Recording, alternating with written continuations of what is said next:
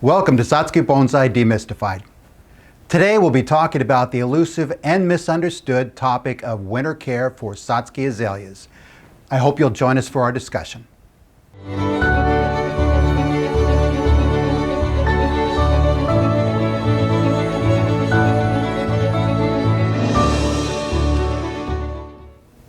Hello there and welcome back. I'm Rick Garcia and I'll be your host today. It's already December and many of us are experiencing extreme cold weather already. Although December 21st marks the official start of winter, it's the winter solstice, some regions have already experienced some cold weather. And this weather change forces us to think about how to care for our Satsuki bonsai over the winter period. Now, those of you that have been practicing bonsai for more than a couple of years, well, you've been through this dance, and your trees are probably already tucked away and ready for winter. But regardless of how long we've been practicing, we always remain vigilant on how to improve our overwintering process. Bonsai veterans, even though you've done this before, you're always striving to improve and refine your process. But if you're new to the hobby, you're probably asking questions. If you belong to a club, you're asking fellow members, what do they do? Or you're scouring the internet for any information that you can find. Now, local club members are absolutely your best resource, but if you're looking for information on the internet, you have to be careful because sometimes it can be confusing and incorrect. Okay, before we go any further, I've got to come clean and let you know that this particular video has been a little difficult for me to put together. This is actually my third pass through. I was not at all happy with the first two videos. I fell victim to the trap I was trying to avoid in the guidance that I was given. And I wound up muddying the message up with too much information, talking about too many things. The reality is, no outside resource, including yours truly, can tell you how to set up for winter protection. Your collection and your circumstance is unique to you, and there are so many variables that have to be considered at each location. And I found myself trying to cover all those variables, and it wound up just being confusing and muddied. But responsible outside resources, they can provide guidance and give you some things to think about. And I think that this is going to be my approach today. It's not intended to be an exhaustive recap of all the things you can do and all the different ways you can protect, but hopefully it gives you some valuable guidance. And for those of you that have been doing this for a while, maybe it's an alternative point to consider. If you're new to this, hopefully it gives you a framework that you can begin moving forward. So let's move forward with that particular thought in mind. And we'll break this into three segments. First segment, we're going to talk about what Satsuki need to get through winter and what their requirements are. Next, we'll go through some examples of what you might want to consider in your own personal circumstance. And then I'll finish up with my own experience in moving as a soft Californian to the harsh realities of Midwest winters. And I'll kind of walk through what I had to go through. So let's go through it in that approach. We'll begin by talking about what Satsuki can tolerate over the winter period and how we can help them through. But first, we always have to say healthy Satsuki can tolerate cold weather much more readily than weak Satsuki.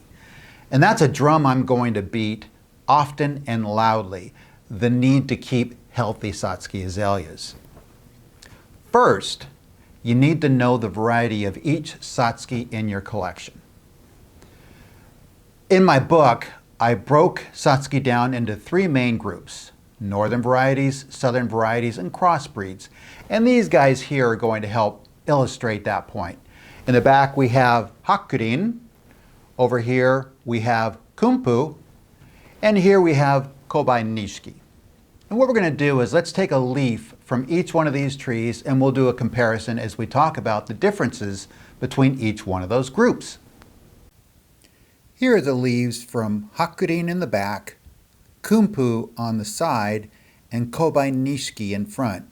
But first, let's look at the flowers for each one of these varieties.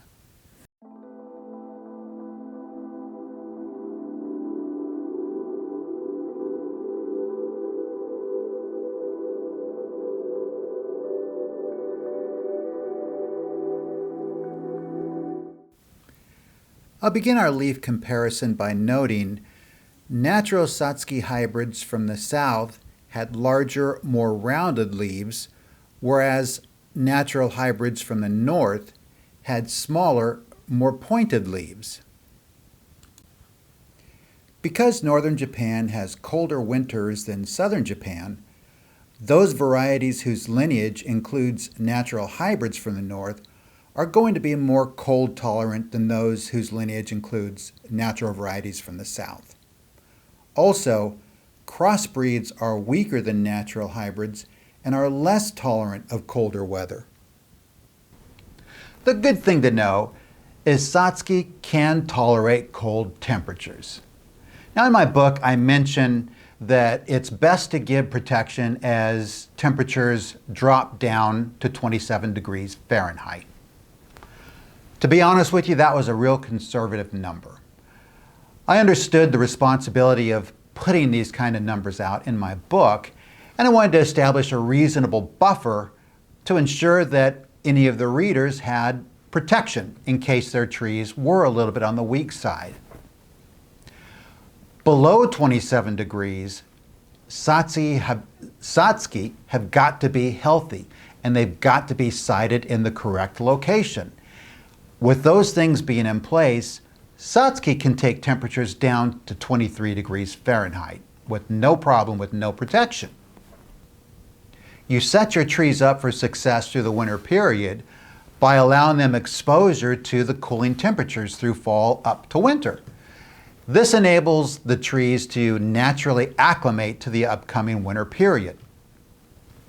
Also, make sure that in fall, winter, and early spring, you give your Satsuki exposure to full sun. All these trees have been, they've experienced the fall maintenance process. So now the sun can penetrate to the interior regions of the tree. So let's capitalize on that by giving them full sun throughout the winter period. Lastly, and one of the biggest things to be concerned with is wind exposure for these trees. As the temperature drops below freezing, you have to be cognizant of the wind speeds. Freezing winter winds are really bad for Satsuki azaleas, and we've got to protect them from that. Before we move away from Satsuki considerations, there's one additional point that I failed to mention. Be sure you remove any fertilizer at least 1 month prior to your first hard freeze. This is where understanding your historical temperature averages really comes in handy. By allowing fertilizer to remain on your trees late into fall, you'll actually prolong the activity period of your Satsuki and delay dormancy. This retains a higher moisture content in the trunk and places your Satsuki at risk of splitting its trunk when encountering the first hard freeze. A split trunk for a Satsuki is typically a death sentence. Let's now turn our discussion to examples of how to pragmatically assess your own personal circumstance. And a good first place to start is to understand what the historical lows, the historical winter lows, are for your area. And there's some good online resources where plugging in your zip code or your city-state will give you scads of information over what the historical lows are for your area. The USDA plant hardiness map is a good place to start. While it's a broad overview, it at least gives you an idea of where to begin. Another thing to think about is if your area does drop below freezing, how far below freezing do you drop? If you go to 30 degrees, 28 degrees, that is completely different than somebody who gets down to 5 degrees or minus 5 degrees Fahrenheit. Those are two completely different considerations. And if you're one of the lucky few that just dropped to 28 degrees, you may not need protection at all with a qualification. We'll talk about that in a moment. What's the size of your Satsuki collection? A small collection of Satsuki affords you the ability to move the collection if you have seen a forecast of severe cold weather coming. It's easy to do that. If you have a large collection of Satsuki, you may not have the ability to locate. You may have to seek out a more permanent solution. What's the physical size of your Satsuki azaleas? If they're large, they may be in place and you may have to find a permanent solution. If they're small, again, it affords you flexibility to go ahead and move them with the advent of some really cold weather. Look at the health of your Satsuki, and you really have to be honest with this. Understand the health of your Satsuki. As we mentioned before, healthy Satsuki much more readily accommodate colder temperatures than unhealthy Satsuki, weak Satsuki. So look at that really honestly. The next group of factors deal with your bonsai benches, the location where you keep your Satsuki. And the first thing to ask yourself is, what is the sun exposure at that position? Do you get full sun? Do you get partial shade? Or do you get full shade? In my book, I talk about how the arc of the sun changes through the 4 seasons. And in the wintertime, when the sun is at its lowest arc in the southern sky, a position that maybe once received adequate sun may now be fully shaded. So consider the sun position. What's the wind behavior at your benches? Do you get a lot of wind in that position?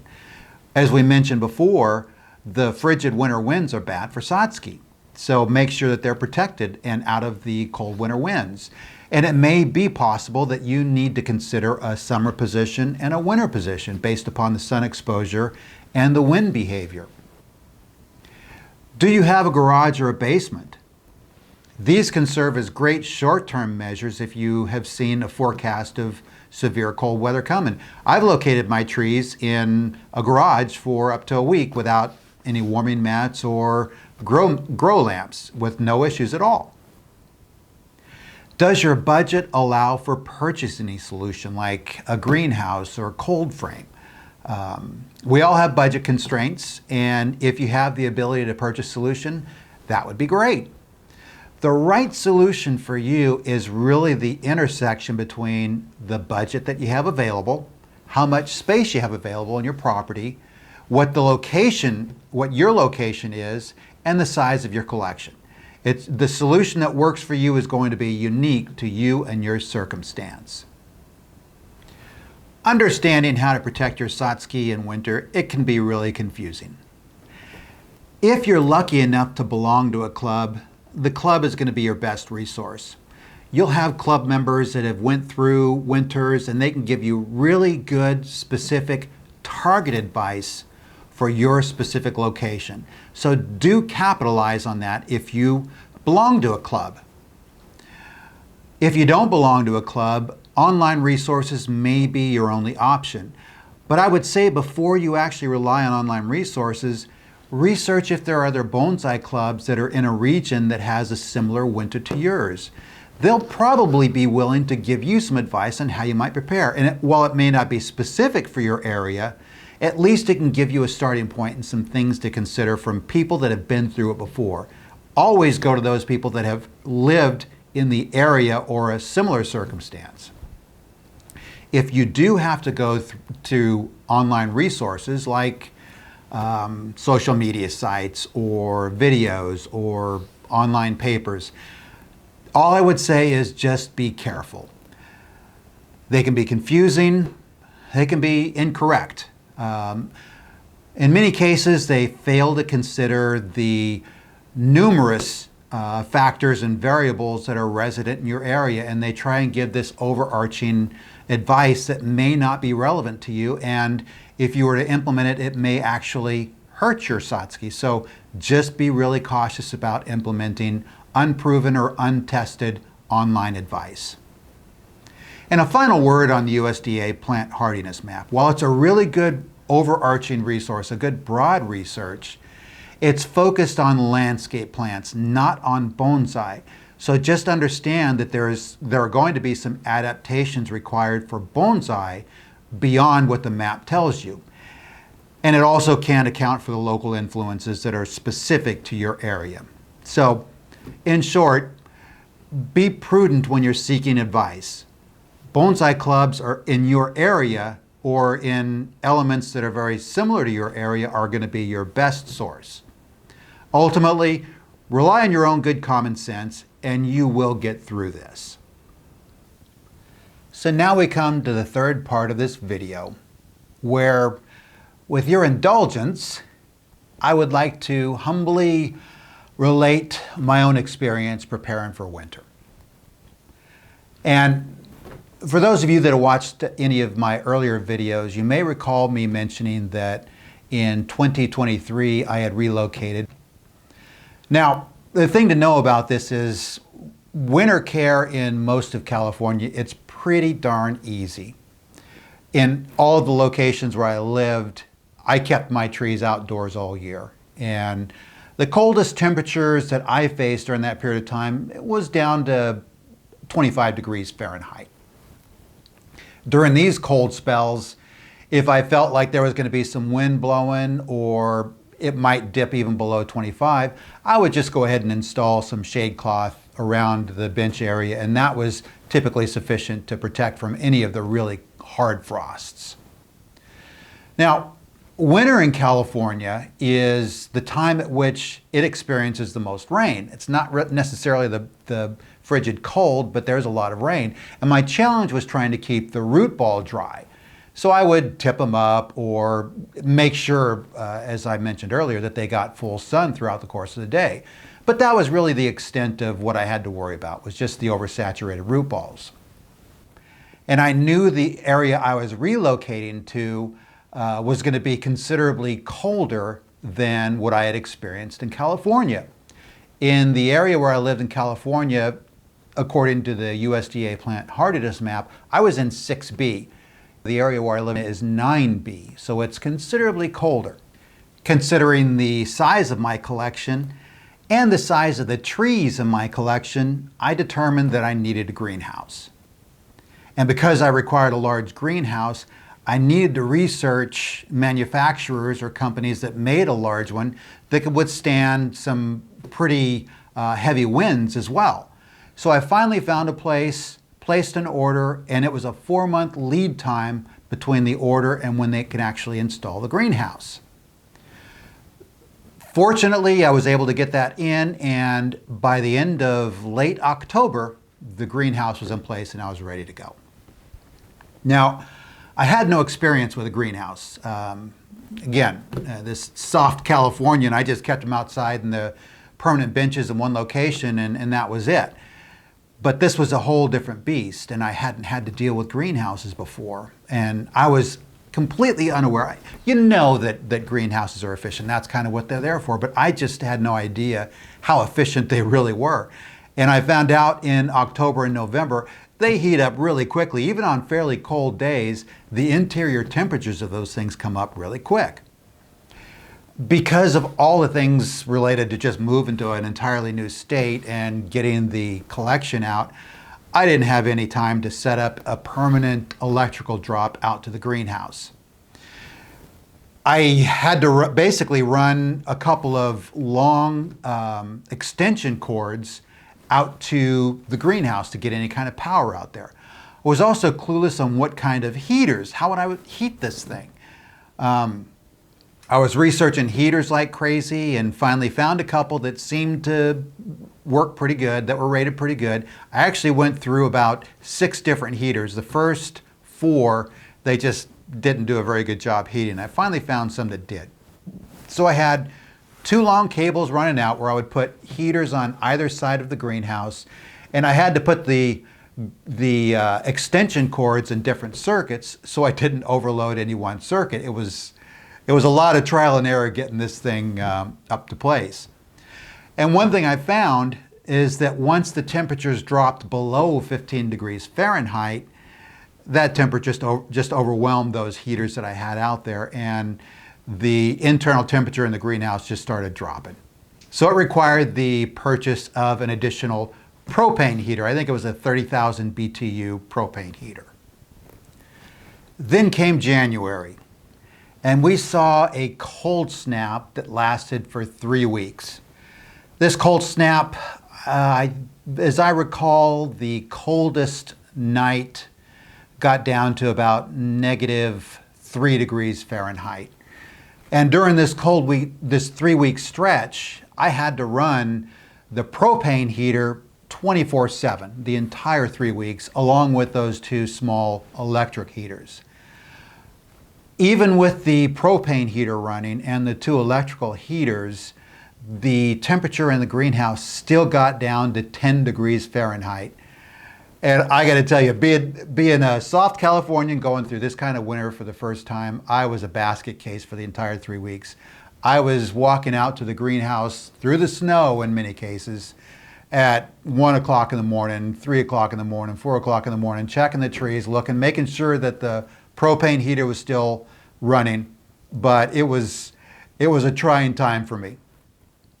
And it was really inconvenient having to go out on a daily basis and fill the propane tanks. I was going through at least one 40-pound tank a day.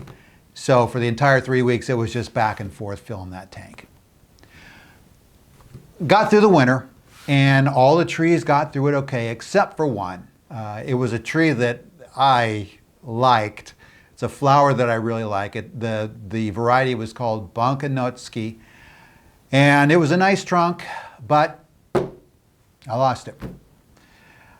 I knew it was going to be a learning process, and all I can do is prepare the best I could with the little time I had, and my hope was just to make it through the winter, learn from it so that this coming winter, this winter, the second winter, I'd be able to apply my learnings, which is what I've done. So in preparation for this winter, I've actually purchased a second propane heater. Haven't used either propane heaters yet. To this point in time, I've only used the electric heaters. I think one day the temperatures got down below 20 degrees. I didn't even run the electric heaters. The internal temperature in the greenhouse got to about 21 degrees. And once I saw some temperatures down below 20 degrees outside, I started running the electrical heaters. And it keeps the internal temperature right around 27 to 35 degrees, which is about right. I mean, I'm kind of liking that temperature range right now. So now that we're almost through December, we'll just see what January brings, and I'll just try and keep my eye on the forecasts and figure out when I need to boot up those 2 propane heaters and get me through what I expect is going to be another cold snap. It's just a matter of when it comes. So let's go ahead and summarize everything then and kind of wrap this thing up. Winter care for Satsuki azaleas, it can be a challenge. There's just no doubt about it. And the best way to get through it is just planning and thinking it through. If you belong to a club, get help from the members. They've been through it. They want to help you. If you don't have access to a club, see if there are clubs in regions that have similar temperatures to yours. I'm certain they'll be willing to help you out. There are people out there just waiting to help people out. Understand your personal circumstance. That gives you the ability to dial in the solution that you need for your collection in your area. And learn the fundamental needs of Satsuki azaleas in winter. We talked about some of those earlier in terms of what they can tolerate. Keep them out of the frigid winter winds, give them full sun, and you're going to get through this. You're going to get through this, I guarantee it. Like I said, I was a basket case, had a little bit of doubt. For that 3-week period that I mentioned in January, the root balls were frozen solid, and I was wondering, but the trees came out. They're a lot tougher than we give them credit for. So, hopefully there are some things in this video that have helped you out, and if you're new to Satsuki Bonsai, hopefully it puts you on the right track and you start considering things that will help you in your circumstance. If you're liking these videos, please click the little like thumb. I mean, even if you don't like it, I guess you can click the down thumb. Just click something. Comment, love to hear your comments, and certainly subscribe. I'll be posting a video before long that talks about what we're going to do for subscribers, because we're going to have some content and some additional information for people that subscribe to videos. So do subscribe. And thank you for watching this video. I'll see you in the next one. Take care.